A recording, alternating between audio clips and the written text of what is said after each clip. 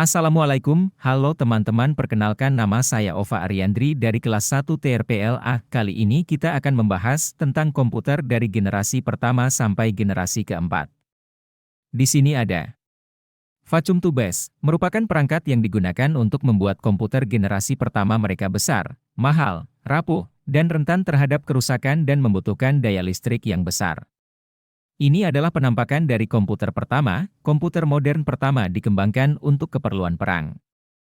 Ketika itu, Perang Dunia Kedua sedang berkecamuk di antara negara-negara Barat, sementara di Amerika Serikat, perkembangan komputer berlangsung pesat. Profesor Harvard University, Howard Aiken, merancang komputer digital yang diberi nama Mark I.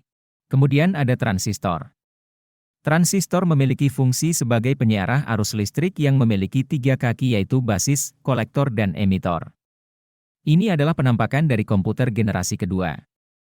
Komputer generasi 2 hadir di antara tahun 1964 hingga 1971, di mana tabung vakum seperti pada komputer generasi pertama telah digantikan oleh transistor. 3 fisikawan asal Amerika bernama John Barden, Walter Hauser Brattain, dan William Branford adalah orang yang berhasil menemukan pengganti tabung hampa bernama transistor.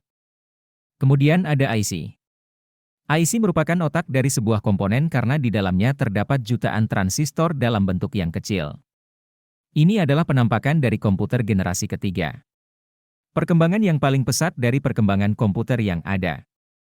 Komputer generasi ketiga muncul sejak era 1965-1971-an.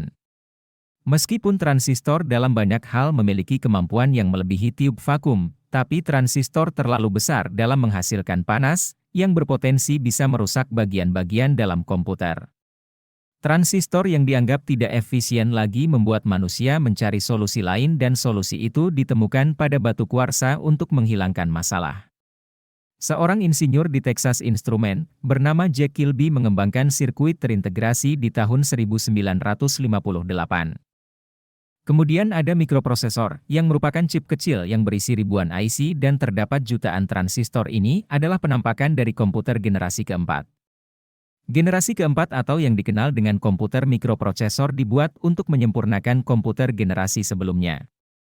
Momen komputer generasi keempat muncul pada 1971 silam. Pada komputer generasi, menggunakan chip sebagai komponen utamanya.